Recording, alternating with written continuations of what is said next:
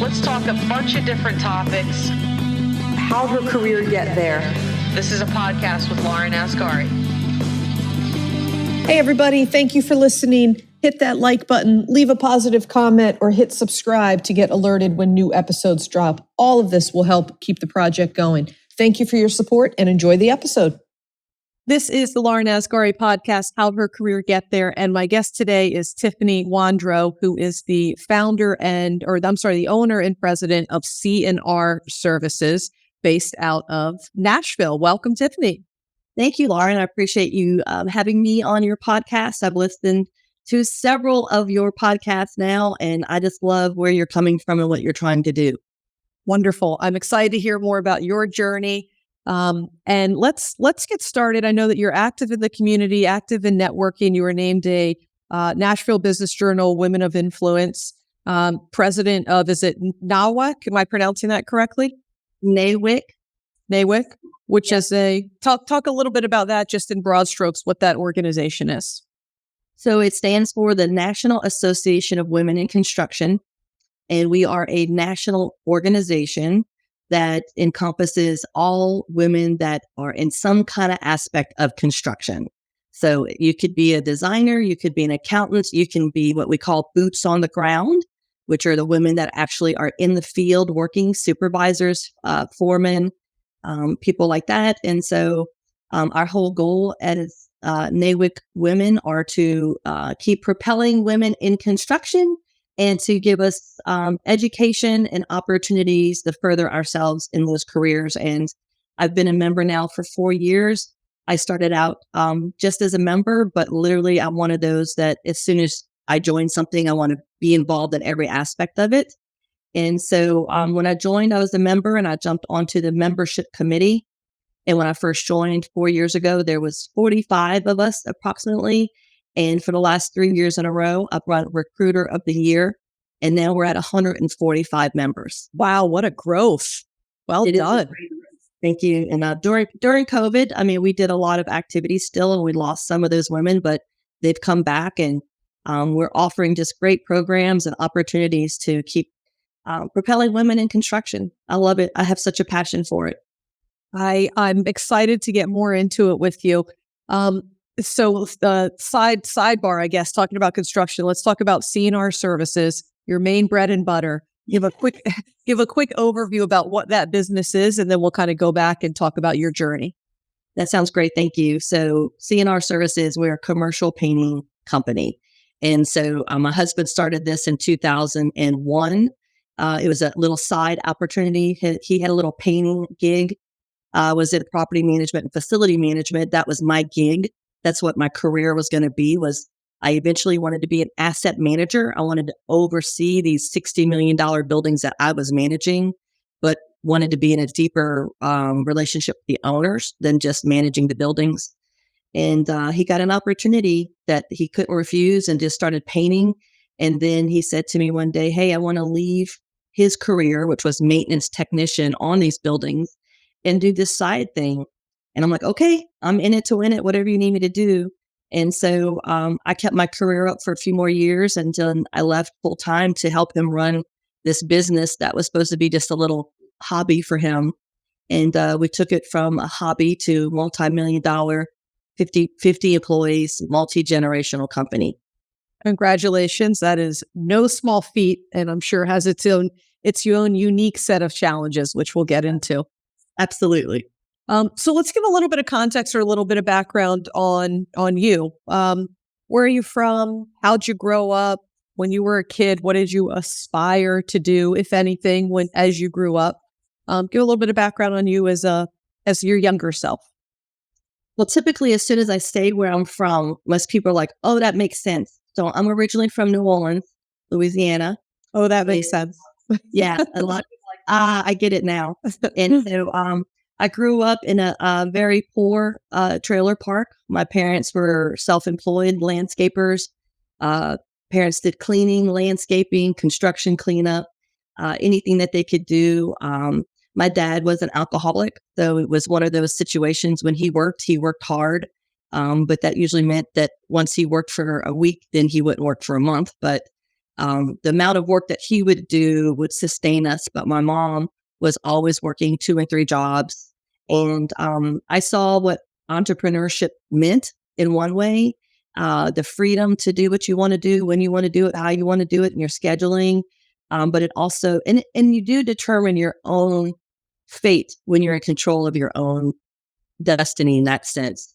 But there was no consistency as far as pay. So with being landscapers in Louisiana during the summer months and fall, it was always great. But in the wintertime, it got really hard. And that's when we usually would move inside and they would do construction cleanup, or my mom had this one lady that she took care of her kids, her dog, her house. They were very wealthy. And I aspired to be that woman, having someone to help do all of those things. But I had a passion for animals and still do.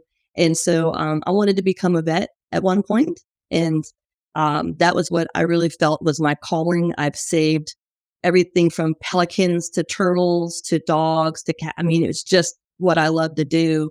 And then I spent the summer as, I guess back then we called them kind of like candy stripers, volunteers. Mm-hmm. And so I volunteered at a local vet hospital right there in St. Rose is where I'm from. And I got to see all the good things about being a vet, but I also saw the sad things too, helping a family, say goodbye to their loved one, their fur babies per se. And it just was something I wasn't going to be able to do. So instead I joined the Marine Corps. So I became a vet in another kind of way. And thank you for your service. Thank you very much. And, but realistically, I come from a long line of alcoholics and drug abusers and all self-employed people. And so I wanted to break that cycle, and I knew that I had to get away from it. And I didn't want to go to college. I wasn't a traditional school person. I hated school, to be honest, but I loved the interaction with everyone, the social aspect of that. But I knew I needed to get out of that trailer park. I didn't want to end up like everyone would tell me I was going to end up barefoot and pregnant and drug addict. And so I wanted to prove everyone wrong. And so I joined the Marine Corps when I was 16, which, it goes into a delayed entry program, but they basically start teaching you how to get ready for boot camp. And I had a great recruiter. His name was Sergeant Glassy. And he taught me all of the ropes and just basically said, you're about to begin your real life when you go into the Marine Corps. And so I graduated in 91, went straight into the Marine Corps. Actually, next week is my, 38. I can't even count that high. It's been a long time since I've been in boot camp, but I graduated with honors from boot camp. I was the guide, as that is called. So I guided the platoon everywhere. I guided them through leadership, and I'm still in very good contact with 17 of the women from boot camp, still very close to them. And so from there, I just went to North Carolina, and then I became an admin back in 95, 94 timeframe. Women didn't have a whole lot of opportunities in the Marine Corps. We usually were admin or motor T or cooks, stuff like that. And so I was an admin, and I got to work in the general's building, which I loved. I was a real pretty blonde haired, skinny Marine. And so they'd have my uniform kind of shortened on the bottom to show a little leg. But we listen, I understood my role, and I accepted it. It wasn't that I was like, no, that's sexist. I actually was like, I look really good in this uniform, and they're proud to show me off. And so we had a lot of foreign dignitaries that would come to base, and we would show them. We had special capability projects, for instance. So one time we had Australia, Germany, Deutschland. We had a lot of dignitaries, and we had them at a picnic table, and they were all just eating. And then all of a sudden helicopters showed up, Hueys showed up, and guys were jumping out of helicopters, fast roping down. And it was like they were being taken hostage. And so it happened so fast that they didn't even know what happened. Guys were jumping out the ground in ghillie suits, and so they loved that kind of stuff. And that's what I helped plan, helped do retirement ceremonies, which we didn't have cell phones back then just to look up someone. I was legitimately digging through records, trying to find guys from Vietnam, those kind of time frames to help get them to these retirement ceremonies. So I love doing that. It was such a cool thing to watch these people that otherwise had lost contact with all of these people they had been in the war with or in served time with. To get to see them come back together it was very touching. So after North Carolina, I went to Okinawa for 1 year and got to spend time in Okinawa, and went to Korea and Philippines and Australia. So I got to see the world, and it was just a great experience. I had married a guy I met in the Marine Corps, and so he and I traveled together, and we divorced later. They say we always marry our dad. So I married, of course, a guy that was not an alcoholic, but became one. And so at some point you have to do what's best for you. And so I decided to leave him and start a different life. But I stayed here in Nashville. I didn't want to leave Nashville. And so I stayed here. And so that was about the year 2000 now. And that's when I met Jason, and he and I became a couple and got into this crazy relationship. And how long have you been, you touched on this a little bit earlier with, and then I want to go back to a couple of things that you said there. How long have you been with C&R Services? So technically since the beginning, because I was in there, I was working all day as a property manager and going to school at night and helping to raise Jason's baby at the time from another woman. Mm-hmm. And so, and then painting condos. So that's kind of what we were doing in the beginning. And so from the beginning, I was there, and at night I would help do estimates and invoicing. And so for several years, he kept on saying, when are you going to quit working for the man and come work for the man? And finally I said, when you say, how about you work with the man and not for the man? Right. And in true husband fashion, he says, baby, just tell me what to say. And I'm like, that's what you need to say. Come work with me. For you. And so we wound up we decided to have a son of our own together. And so in 2006, I had Riley. And so now I had Hayden and Riley, which was great because I'm definitely a boy mom, and mm-hmm. It was amazing. And so in 2008, I left my career full time to help run C&R full time. Gotcha. Yeah. So let's go back. I want to unpack a couple of things that you touched on there. Let's start with the traveling, right? Being in the Marines, traveling. What's the thing that you notice most about, or that you learned most about from traveling, seeing different cultures, meeting different people? What's like your main takeaway from that? Well, growing up poor, I thought I was poor. And when I went to other countries and I saw their level of poverty, even our poorest people over here have things that we could never even imagine that other countries don't have. I mean, I remember walking down Tokyo, one of their main drags, and you're looking at high rises and unbelievable architecture. And they had these, what we would call a casino, but it's these pachinko. I think that's what they call pachinko machines, where these little balls are falling down, and there's all this rich around you. Literally one street over was a family living in a cardboard box with no food, no running water, like literally 6 people in a box. That is what it looked like to me. But that was the house for them. And so Korea, I mean, walking out in the streets and seeing some animals that I had never known people ate before.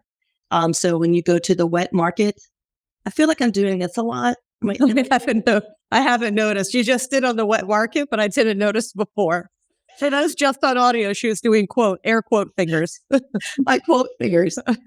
Yeah. So to me, it was just like being aware that what we consider to be poor is nothing compared to poor in other parts of the world. And so it helped me also have a passion for wanting to make sure that people are fed and people have clothes on their back. And because, I didn't have that all the time. And they didn't have like food pantries like we have now. You had a church and you'd go to the church and ask for food. And that was sometimes how we ate. Or we had, family members that would just do the best we could. I'm sure we were on food stamps and stuff like that.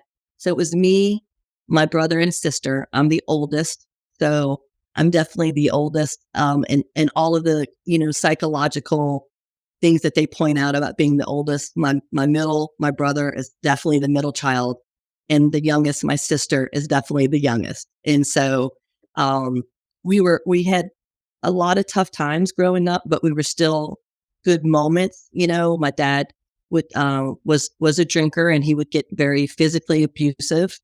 And so I'm a survivor of that situation. And unfortunately, he put me and my sister in some bad situations with men that did awful things to us, which is why we need to make sure we're protecting our little girls and boys out there. Some statistic the other day said, 1 in 7 boys will be molested, 1 in 4 girls will be.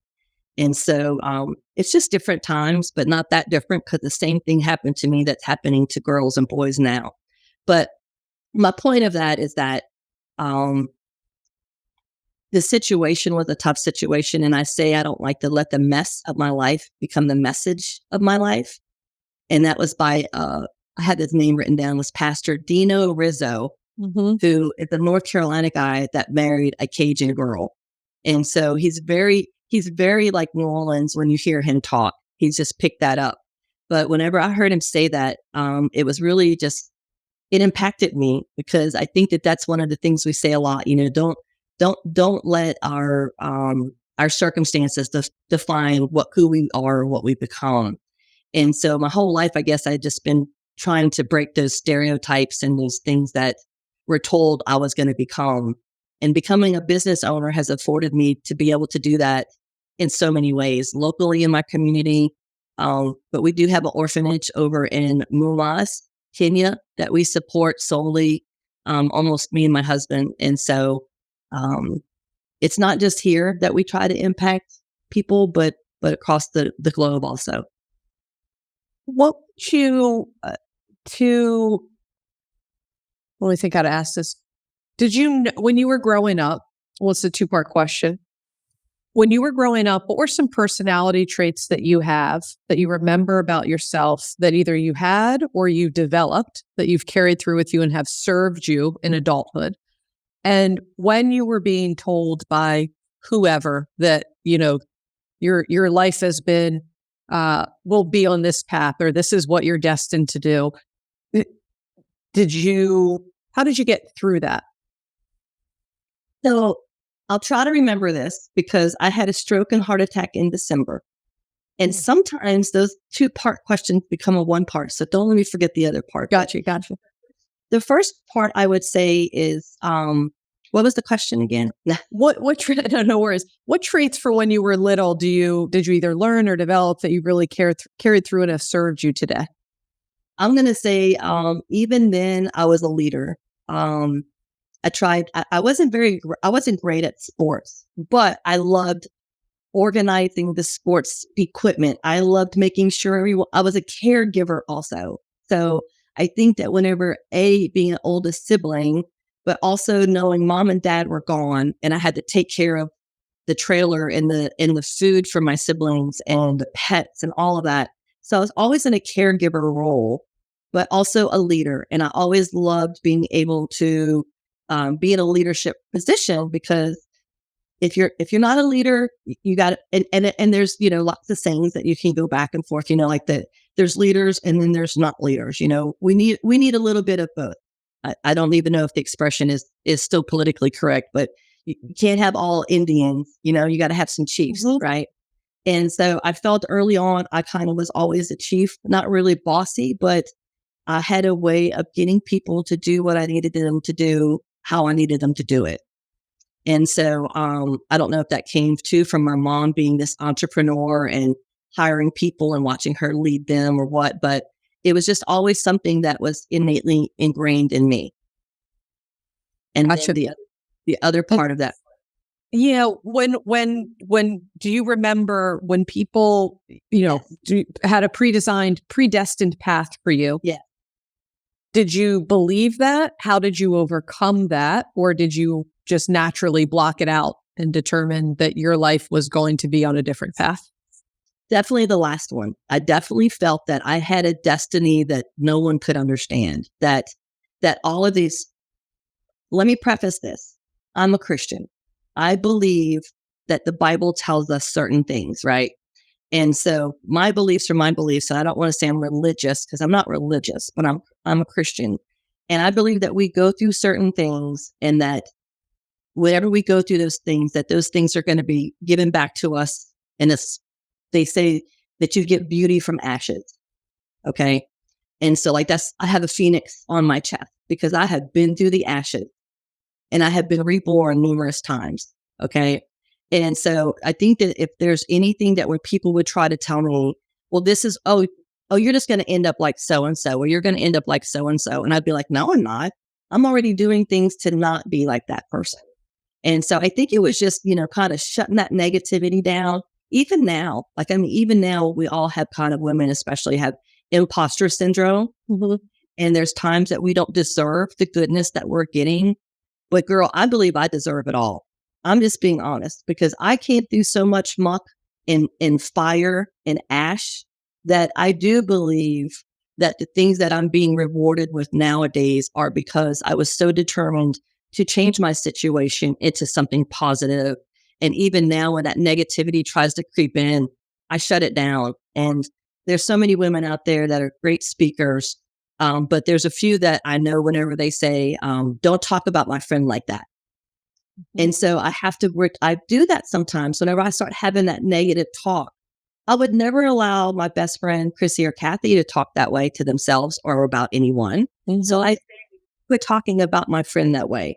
And so I kind of have a big ego because I feel like I've been through so much. I deserve the confidence. I deserve that to have the ability to tell other women, like, don't let what you've been through define you, because all it takes is just one thing to change the whole trajectory of your life. Mm-hmm.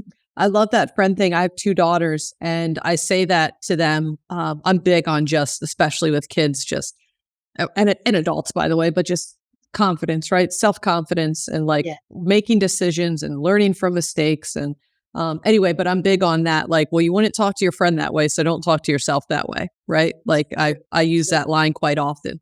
Not quite often, but when my kids go there, I use that. Let's kind of bounce around a little bit, but when we fast forward now to life that you have as a running a business, what are some of the best things about your job and some of the underbellies that people don't necessarily like to talk about? Well, the underbelly is what I'm going to start with. The hardest part of being a business owner is the people. I mean, we say it all the time. We're just putting paint on walls. It's not difficult. It's getting the people to put the paint on the wall the proper way, right? But we're very fortunate. I mean, we do have a large Hispanic team that takes care of all of our projects. We have great foremen. We do profit sharing. We do a lot of things that help encourage people to stay with us as long as we can. But as you know, the average person stays 3 to 5 years now. And so you sit here and I'm investing in all of these young estimators and I'm teaching them everything we know. And just whenever they're going to be great, they're going to leave me. And so that's the hardest thing to accept as an owner. 2 things. They're going to leave you without a doubt. If you're doing a great job at what you're supposed to be doing, they're going to leave you. Second of all, it is to not to understand that not everyone that comes in here is going to want to be a part of our life the way we want to be a part of theirs. Elaborate on that a little bit. Okay. So everyone that works for me, we know somehow. Like, they're our friends, they're our family. We've surrounded ourselves with people that we know and love. Because we want to see them succeed. We want to see them make us. This world is about making money. And you can be as happy as you want in your job, but you can also be happy and make a lot of money. So we believe in paying our people very well. And that has led people to talk to other people that they know and love. And they're like, I love working at C&R. And then how can I work at C&R? Well, let me show you how. And so when I say we literally have hired, like Scott is one of my new estimators. We've known him for 30 years. He's probably one of the best salesmen I've ever met, but he bounced around a lot because he would get bored with stuff because his salesmen do get bored. But we finally were like, listen, it's time to settle down. You're going to come in here. You're going to work for us. And this is going to be the last job you ever had. And he's like, okay. And so we sit down and we talk about those things up front because we're like, listen, yes, you're my best friend for 30 years, but when you're in here, you're Scott, my worker, my teammate. Mm-hmm. Now, my son, he's 22. He started working here literally when he was 8 years old. He would ride around on Heelys in the warehouse, shaking our employees' hands, saying, I'm your future boss. So that kid is known from day one that he was going to own this company or run the company one day. But he would work during the summer, but during school time, he'd work at Sonic. What Sonic? He met Caleb, who was a college dropout, only had a few more credits to get his financial degree. And I call him, look, I'm doing the air quotes again. We dated for a year is what he said. Like we had coffee, we talked on the phone because I was so nervous about hiring someone to go after my money. Mm-hmm. And so there's one major piece of evidence or advice I could give a business owner is don't chase the money. Hire someone to chase the money for you. Do what you do best, which is run the business, go get business, but don't chase the money. Mm-hmm. I had to learn that the hard way. So Hayden's like, Mom, you got to hire this guy, Caleb. I meet him. I knew I wanted to hire him, but I was so nervous. I finally pulled the trigger. We hired him and he just went on 4 years, but he came to the house one time for a July 4th party and he brought Zach. We love Zach. We hired Zach. He's one of my estimators. We interviewed him at the bowling alley. Like that's the kind of professional networking group we are, right? An owner is like, hey, let's go have an interview at the bowling alley before we start throwing balls. But So people being a challenging part of the business, or owning a business or running a business, but also being some of the good part of it. What's the best part about your job? The best part? The best part about my job is making my own schedule. I'm not a morning person. I'm not one that rises. Even in the Marine Corps, like I dreaded every minute of it. I'm not saying I sleep in till 9 every day, but I could not stand whenever I knew I had to be at an office at 8 o'clock in the morning, right? I'm not sure where you're located, but in Nashville, it takes an hour to get everywhere now. Mm-hmm. And so it's one of those things where if I can roll out of bed, get on the laptop, work for a few hours, and then come into the office and then go back home. I love being able to make my own schedule. And it's taken me quite a few years to perfect my calendar. But I had a great woman. Her name is Anna V, and she's with a company called Piccolo Marketing. And she's the one that taught me how to do time management with your calendar. So block scheduling. So my colors on my calendar are crazy, but I know what each one of those means. I can look at my calendar at a glance and know if I'm out of office tomorrow having meetings or if I'm, passing out treats for Halloween. I can just look at my calendar so easily. And so that is literally one of my favorite parts of this job is being able to make my own schedule. Mm-hmm. It's probably not the right answer. I'm probably supposed to say something like contributing to the economy by blah, blah, blah. No. You're supposed to say the truth. That's all you're supposed to say. You did it. You nailed it. For me, sister. So let's talk about the family business component, because I think it also might add some additional value for the audience. So you're part of a family business. How is it? Do you think that you do it well? What guidance or in your experience have been the things that work well with that and not? And now, see, I'm going on with my multiple part questions. I'm going to bring it back to it. So, and then when you're talking about your son, how do you avoid entitlement when it comes to working in the business? So I'm going to reframe them. So any tips that you have on family business, and then how do you avoid entitlement when you're looking at next generation? All great stuff. And I get asked often about what it's like to live, work, play with my best friend, husband, soulmate. Mm-hmm. And to be quite honest, I mean, we're on 23 years right now. 22 years married, 23 years doing this crazy thing called life together. Congratulations. That is no small feat. Congratulations. It is no small feat. And the one thing I tell people all the time is that there is no perfect book written out there on how, or even people that run centers for family-owned businesses. They've all been in it, and we all could give you different points of view. I've got several friends now that are divorced. Their companies, they bankrupted their companies, or they got divorced, and so they split, whatever. But there's so many that were working together as couples. Or we jokingly say the fastest ship you can sink in a business is a relationship, because it changes everything, the dynamic, when you go from being embedded in the morning together, and then you're at the office together, not agreeing on things. And then you're supposed to go home and eat dinner together when I'm still mad about this thing you said in a meeting. So we had to get past our egos. We had to get past a lot of lack of communication. And so now we overly communicate, I believe, because there's so many moments that they just kind of stop by and we talk about things. But then it's like, well, I told you about so-and-so. No, you did a drive-by, reminded me. No, you didn't tell me. So we really communicate a lot better about our expectations. We didn't do a DISC or any of those kind of personality tests. I believe in them, but I already know what my 20 years with my husband needs to be like, right? I know my son Hayden and what makes him tick. It's usually the other people, right? That you try to fill in these gaps. But I'm definitely one that believes in empowerment, enabling people to be successful, and holding them accountable. I was micromanaged too many times. So I always said, I don't want to be that micromanager.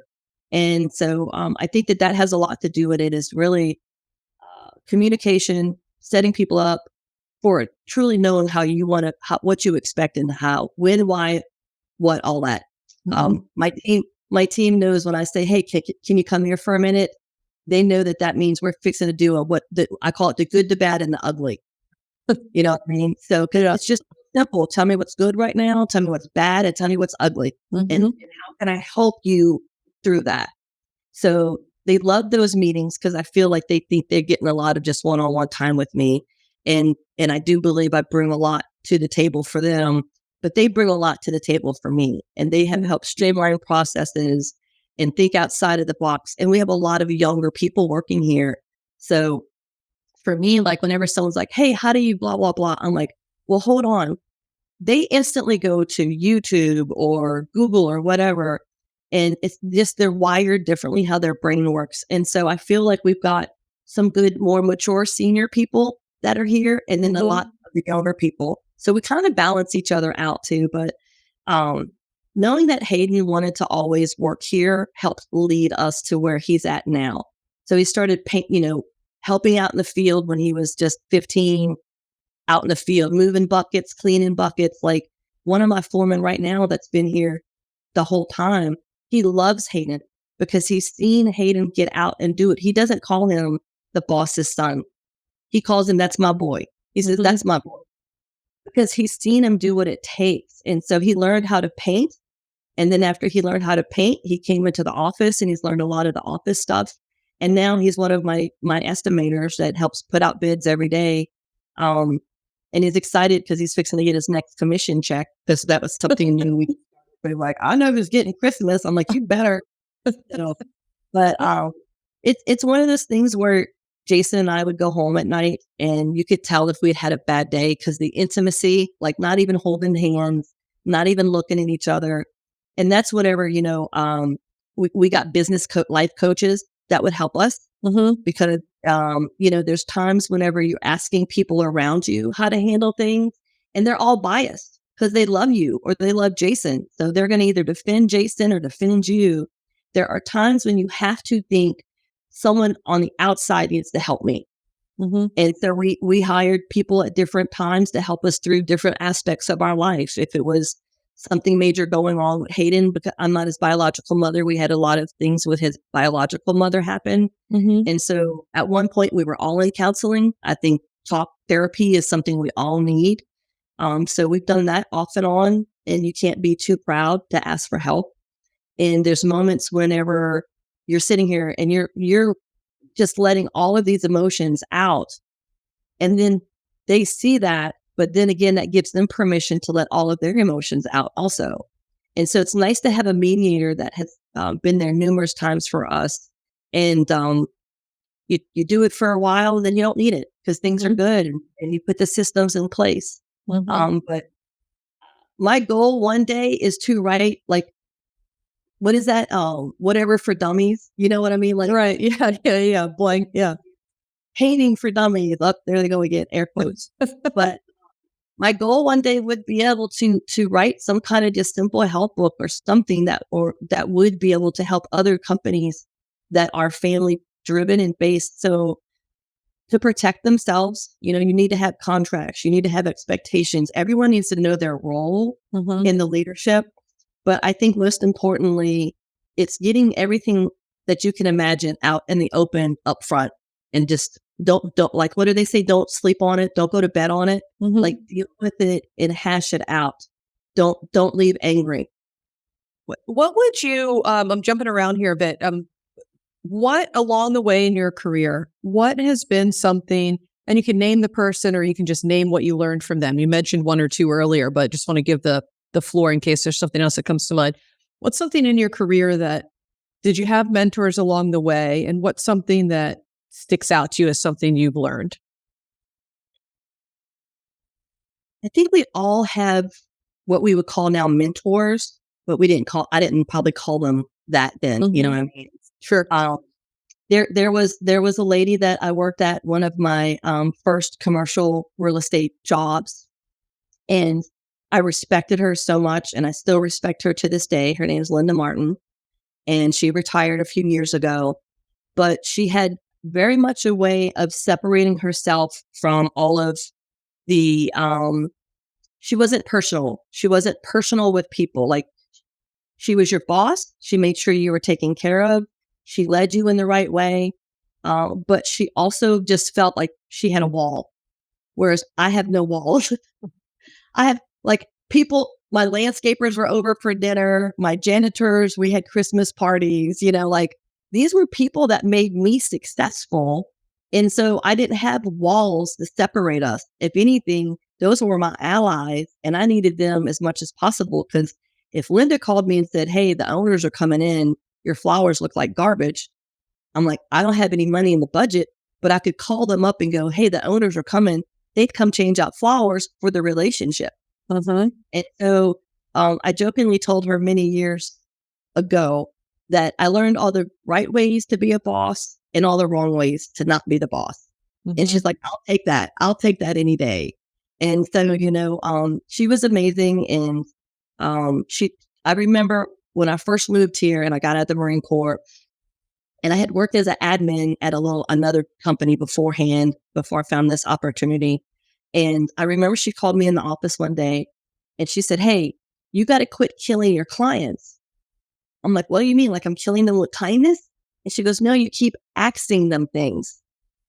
And I'm like, "Well, what do you mean?" She goes, "You're asking them." She goes, "You're like asking them, not asking them." She goes, "So I need you to work on how you pronunciate your words." And I'm like, "What? I'm like, this is my slang. Like, you're pretty much telling me to take who I am." She goes, "No, I'm not." She said, "What I'm telling you is to know your audience. And if you walk into one of the doctor's offices in your building and you speak that way to them, they're going to treat you differently." She's like, "So you got to be like a caterpillar." Or actually, you know what? She used this scenario, a chameleon. She said, because a chameleon is always a chameleon. But when he goes on this leaf, he may be green. He goes on this tree, he may be brown. He's still the chameleon. And so it's so true, because I know when I'm standing in front of my NAWIC sisters, I can talk a certain way. When I go speak to veterans, I can speak a different way. When I talk to the Girl Scout troop, I got to speak a whole different way. So she really did help me understand that just because I may speak more properly, that doesn't change who I am. So I love that. I want to, I don't know, double click in maybe is the phrase to that, because I think that is, I think that's so true. And it's, it's like, you don't have to give up any of to your point, any of who you are, authentically you, but you're going to talk, it's like when I go have dinner with my parents, I'm talking differently than maybe when I'm, I don't know, having dinner with a girlfriend of mine, right? Or my husband, right? It's still me. The tone, the messaging is the same, but there's nuances in how you communicate. So to think or assume that that wouldn't be the same in work, I think sometimes people might take that too far to the extreme, like I'm not accepted for who I am, when it is really just a little bit more of like, tailoring it to your audience to get the outcome or results that you're also looking for. So I think that's a really good point and really good piece of guidance. Thank you. She really was, and she really helped me propel my career into property management and know that that's what I wanted to do for a long time. Mm-hmm. Unbeknownst to me, going to start a painting company. Right. What? They hired us. That was a great thing. All the people that I worked for or worked with later became my client. Well, let's talk a little bit about that. How do you talk about, I think about that all the time, and relationships and building relationships and giving without anticipating anything back. But there is something to be said for business karma. I believe in that. What do you think? I do believe in that. I can tell you that there's been many opportunities where we've had clients say to us, I have no money to do this, but I need to do something. Can you help me out on this? And I promise you, I'll help you in the future. And it's all come full circle. I do believe that when we give, that we're going to get, rewarded in all kind of ways that we can't even imagine. And so I think when you give really without thinking about it, that's whenever it truly is giving. Mm-hmm. And so I've had a lot of clients, come and go because, maybe the relationship was a certain way for a long time. Maybe they changed their business, or maybe we changed our business. When we first started doing this, so many of our clients were property managers and facility managers, because that was my audience. That's who I was with all the time. And then the general contractors that took care of me, those are the people I sought after and was like, hey, can you give my husband a shot at this painting thing? I sent out an email to all of my female peers, all of my contacts, and said, hey, I'm going to do this weird thing, like own a company with my husband. And they were like, girl, bless your heart. Good luck. Hope y'all make it. By the way, can you come paint this? And that's all I needed. Right. Mm-hmm. And so I think it came full circle. But I think it also leads to the point that you have to know when you don't want to work with a client anymore. And if there's another thing I could tell people out there, it's okay to walk away from client relationships. Sometimes it just monetarily doesn't make sense anymore. Sometimes the relationship has just changed so much because maybe, like I said, they've changed their wants or needs or whatever, or we've changed. And so we've shifted from where we used to be like 80% property managers and facility managers to 20% GCs. Now it's the reverse. Mm-hmm. It's also real different in my world too, because there's so many property managers. There's one here in town. I swear, I think they have 100 property managers. But for me to try to get FaceTime with them is so hard. Versus if I get one general contractor and they have 4 estimators, I'm in their system. You know what I mean? Like mm-hmm. they can just look up, oh, a painter. Oh, C&R. That's right. Tiffany. Okay. And so I think a lot of that has just changed in the way of how we do business. We use a lot of platforms now, but I still go to breakfast, lunch, happy hours, coffee. I still think that is very important to do. Every day you need to have something scheduled with somebody. You're still hustling. Still hustling. We'll preface this though. When I had my stroke and heart attack in December, I had already been saying for probably 2 years, girl, you need to slow down. You need to slow down. You need to lose weight. You need to exercise, and you need mental breaks. I've been saying that for a while, but I didn't do any of that. And so truly what happened to me in December was a wake up call. It was a second chance. And so I've been on I could not feel the right side of my body. So I had to go through 3 months of physical therapy, cognitive therapy, and which I'm completely healed. I have nothing other than my right pinky toe is still numb. Other than that, but I turned 50 in June, and I'm like, it's like I got to reboot. And so I've lost 50 pounds, 50 for 50. I've lost 50 pounds. Congratulations and good for you. Thank you. That is fantastic. Thank you. But mostly out of all of that, Lauren, to be honest, I think this whole work-life balance is such bullet BS. Okay. There is no work-life balance. You're either in work or you're in life. I like to say it's more of a sway, right? Mm-hmm. We sway into work mode. We sway into life mode. And so if there's anything I keep telling my younger generation of women that I'm dealing with, and I have guys too, I coach, I'm like, listen, this whole work-life balance is such a false sense of trying to achieve something you're never going to achieve. It is all about balance. So if you know that you've got 4 hours in the office and you want to have 2 hours here and it truly is about knowing how to sway in and out like a pendulum versus trying to have a balance, because that's just not realistic. Mm-hmm. I agree. I see it very similarly. I use the term integration, work-life integration versus balance, because it just alludes that there's some tipping scale to it.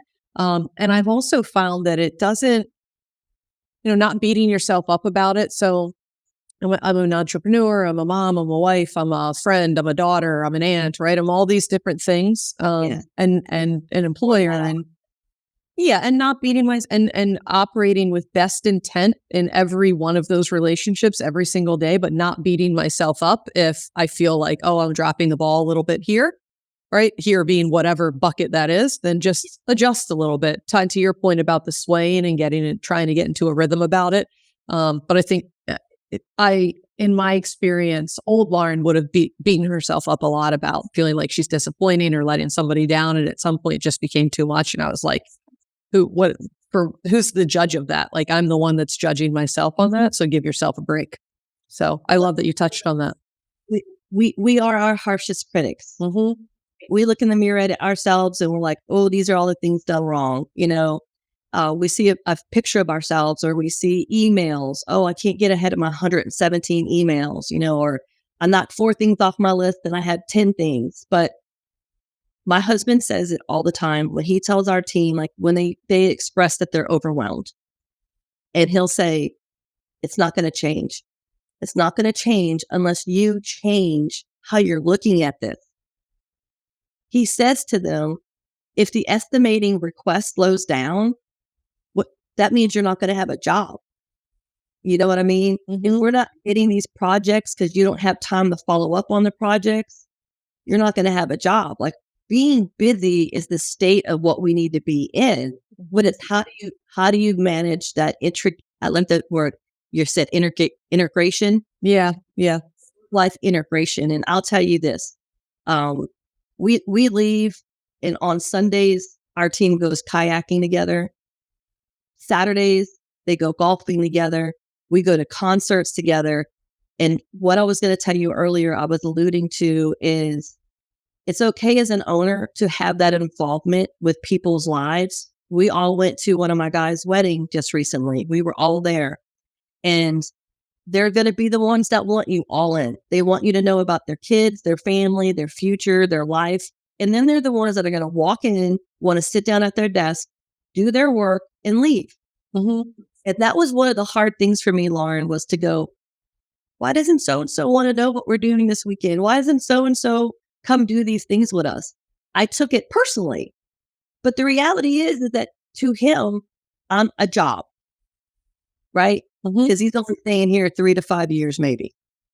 Right. He's going to earn what he can. He's going to get out of here whenever he has the opportunity. He's going to work so hard for me while he's here, but he doesn't want all the other stuff. Mm-hmm. I had to learn how to accept that as a woman and as a boss. Well, yeah. And I think it's really important to also, I a similar experience, and I share that with you. And I think it's also important to, what I've learned is that's okay, right? And that is the exchange. And while somebody is here, you treat them, or my approach at least, you treat them as well as you can, because work doesn't have to be overly intense, or, I mean, not intense is the wrong word, but it can be fun. That's what I mean to say, right? Or it can be. And I remind my team, like, we're together more than we're with our family. Mm-hmm. Like, might as well make it pleasant. Might as well make it. Right. Everyone in our office, they all say how much they love our office environment because you would think you were walking into someone's house. Like we have a dining table, we have a kitchen that looks like in your kitchen. I've got all kind of like fun home stuff around. It's not like posters of a guy with a vault trying to vault over to talk about success. It's first that says we paint the town. You know what I mean? Like, and just recently I had some neon signs put up because it's just fun, and that's what I want. I'm like, it's bad enough we all can't win the lottery and we got to actually work, right? But if we're going to work, let's have fun at it. Yep, I'm with you. And it's funny. I joke about this all the time. My husband jokes about this with me. Like, even if I won the lottery, I feel like I would still work because like I enjoy it.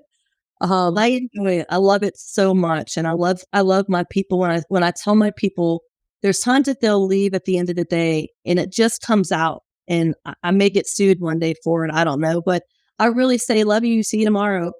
It just comes out that way. Now, of course, Scott, I should say that to him. I've known him for 30 years and 2 wives with him. Right. And so he's been through a lot with us and my son, but Zach leaves. He's like, all right, Tiff, see ya. Love you, girl. Bye. You know what I mean? So, you do want to make the best of it, and you do want to enjoy the people that you're with the most. Mm-hmm. Yeah. Well, it's interesting too, because as a business owner, and obviously there's all, just like there's different types of employees, there's different types of owners and management and all different types of things. But there is, it's funny, like when I think about the people that work with, not for me, with me, right? Yeah, right. I legitimately do care that they are happy, that they're accomplishing what they want to accomplish personally and professionally versus just, come in and work for me. It's like, no, like you have aspirations, you have things that you want to do. Let's talk about those. Let's see how we can together help you accomplish those. That also helps accomplish driving the business forward for what we need. So I'm with you on that overlapping. I think that it also means that there's a shift in how we take care of those team members. Like we have dogs. Everyone brings a dog in a certain day. Like Caleb will bring Chip in. Chris brings Wilder in. Like I used to bring Buddy. Like there's all these dogs we would bring in. And then that makes people happy. Some people don't even care really about a pay raise, but they want more time off. Like, give me more time off, and then the whole thing now is, this remote work and stuff like that. We've tried it. We've had just difficulty with it, but it's tough when you're a small business to remote because you are so used to seeing literally everyone in the office every day. So my husband still is that old school, like he believes you got to be behind the desk or see running around working to know you're working, right? I'm not like that. I believe it's going to show. It's going to show. It's going to show. It's going to show. But we have been burned in the past. We had some people leave us that went and started a competitive painting company. And so I think that, that's that whole, the competition sharpens the sword. I mean, that's going to happen. It doesn't matter what business you're in. Bad things are going to happen. It's going to happen. But it's how do you get through it? Your definition of insanity, same thing over and over again, expecting a different result. Like, I'm not insane anymore. I know these things are going to happen. How are we going to face it? And we really try to be a little bit more I hate being reactive. I want to be proactive. And so we sit down as a team and we talk about, which I know a lot of companies do that. A lot of companies sit down and try to forecast and try to talk about things. So I think that that's very important because I think when owners get so outside of ownership that that's all they're focusing on all the time and forgetting who's doing it for you every day, and you need to be in their meeting. Jason and I go out in the field and we see our team out in the field and we check on. I mean, I have to have my Google Translate most of the time, but they see us and they know that we're there. We're not just some image or some figurehead. They know that we're out there, and so. I think that is important too, is just not losing grasp with the fact that, your people are your people. It's going to be, but you're going to have things that go wrong. And how do you handle it? It's funny. I used to get teased is the wrong word, but people would kind of give me a little bit of crap about like, oh, Lauren, you think you can control everything. And I would say, no. You can control how you respond to Yes. everything. That is well within your control. That is so true. So true. So I want to ask one more. I want to be mindful of your time. I want to ask one more question here and then get to rapid fire. Before I get to my last question, is there anything that you want to touch on that we have not yet talked about? I think it's important just to constantly keep reminding the generation now that's coming out that college universities are not something that you have to do. I'm not against it. I think it's great if that's your passion. I'm pretty sure if you want to be a physical therapist, you have to go do those kind of things, right? But if there are any opportunities for you to not always look at a university or college coming out with 200 grand of debt that you're going to take 30 years to pay off, like really start looking at the trades. We don't all need to sit behind a desk every day. And maybe it's not being a painter, maybe it's a landscaper, or maybe it's a mason. We're losing our trades faster than anything that is happening in the United States. And so we used to be proud as a mason, or we used to be proud as someone that constructed things, and we would pass that on to the next generation. I live in Robertson County, so it's a lot of tobacco farmland. Well, cigarette smoking is the lowest it's ever been in our country ever. And so those tobacco farmers are either selling their land and putting houses up or converting them to other things, hemp farms, and then maybe the other kind of farm at some point. But the reality is that where they used to pass this down generation to generation, it was a proud moment for the dad or the grandfather or the grandmother to pass these things down. And we're not seeing that anymore. It's now more or less, well, I broke my back doing what I'm doing. I want my kid not to do that. So I think we've lost a sense of pride in our society also by working with our hands or helping the next generation know that college doesn't always have to be the only outcome. It doesn't always have to be military either. I wish all of our men and women served in some capacity just to bring back pride to serve the country. But I think that we just need to remind this next generation that's coming out of school, like there's so many other alternatives than just going to college. And there's hundreds of trades you can choose from. Some of them even pay for you to go to trade school, but you can walk out making $60,000 a year as a welder. I was literally having this. I'm sorry to interrupt you. I'm going to let you finish that point, but I was literally having this conversation with a girlfriend of mine maybe a week or so ago.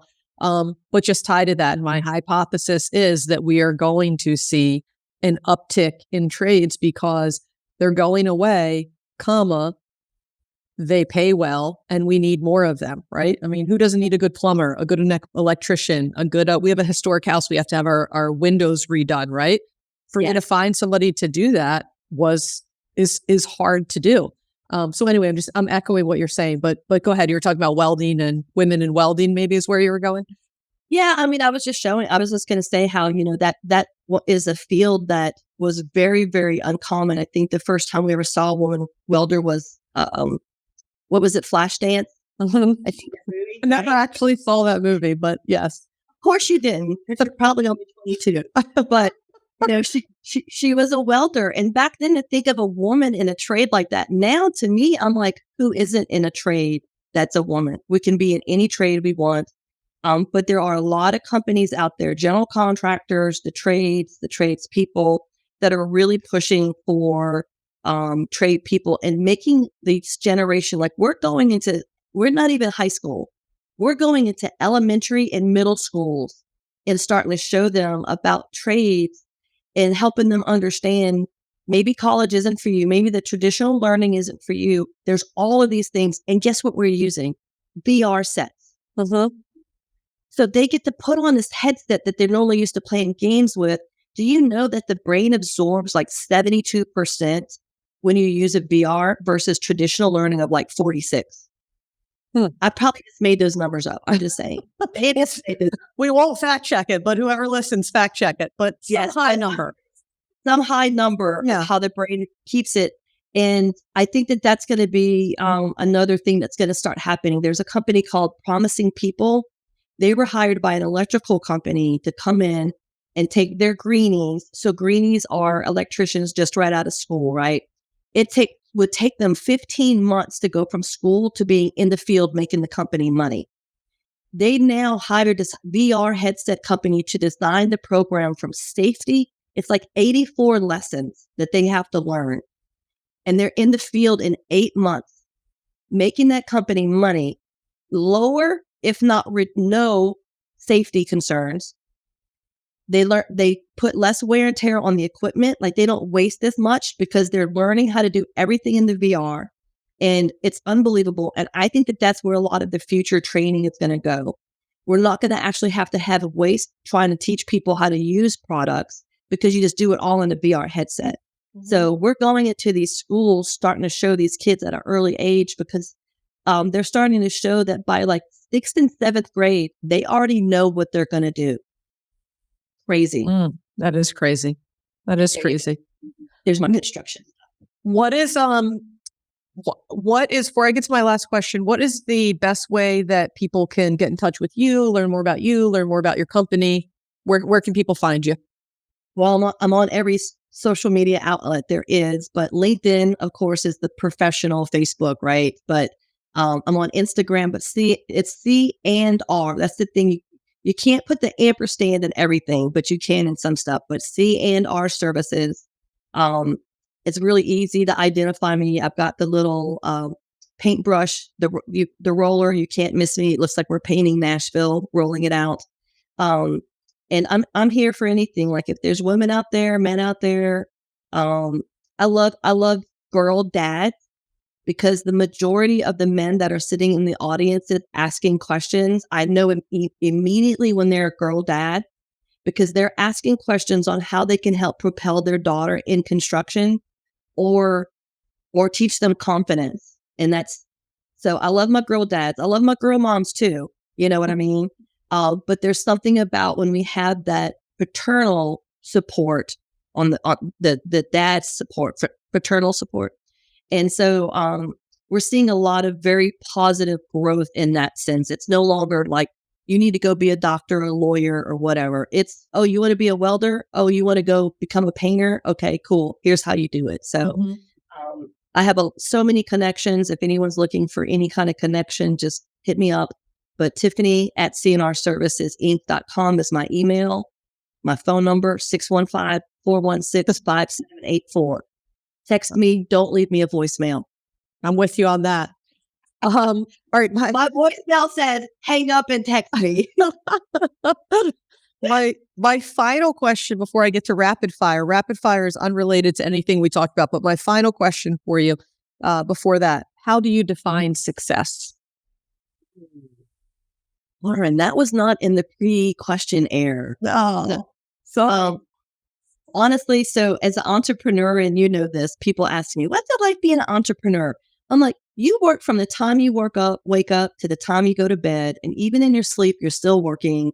I wake up and I make notes on the side of my pad constantly in the middle of the night. I think success to me is when you can, because you've surrounded yourself with great people within your company, when you can literally leave for 3 days and not have to check your emails and not have to check your phone, and you can unplug and unwind. I believe that is one way to be successful and to make sure that other people know when you're not in here and you're away, I want you to be away. Wonderful. Wonderful. All right. These are rapid fire questions to close us out, unrelated to anything we've talked about. Here we go. Well, don't be too excited, but here we go. Okay. Grass or sky? Grass. Brick or stone? Stone. Astronaut or deep sea diver? Deep sea diver. Android or Apple? Apple, baby. I wish I had an Android just for taking pictures. I've never even all I have is Apple, and all my friends and family have Apple, so I've never seen the Android photos. See it, and when you have an Android friend and they're like, hold on, let me take a picture, and they've got like a little clicker and it's the most beautiful. That's the only thing. I mean, like night pictures, far away. It's unbelievable. Go ahead. All right. But give it a choice. You're going Apple. All day. Yeah. All right. East Coast, West Coast? East Coast. East Coast. All right. And the last one, beach or mountain? Oh my gosh. That's a tough one. Can I have the beach in the mountains like Michigan? No, you have to, I'm going to make you choose one. Mountain. Beautiful. Yeah. Beautiful. Tiffany, thank you so much. I enjoyed this conversation. I loved hearing about your background, what you guys are doing with your business. It is wonderful. Congratulations on everything that you've accomplished, and I'm sure will continue to accomplish. I appreciate it very much. And I appreciate you helping spread the word, and you keep doing what you're doing and get the integration. Yeah. Why can't I? Now my mind's slow. Integration. Integration. Thank you, Lauren. This has been so great. I appreciate it. I can't wait to see or hear the outcome. Absolutely. This is the Lauren Asghari podcast, How'd Her Career Get There? And we will see you next time. Let's talk a bunch of different topics. How'd her career get there? This is a podcast with Lauren Asghari.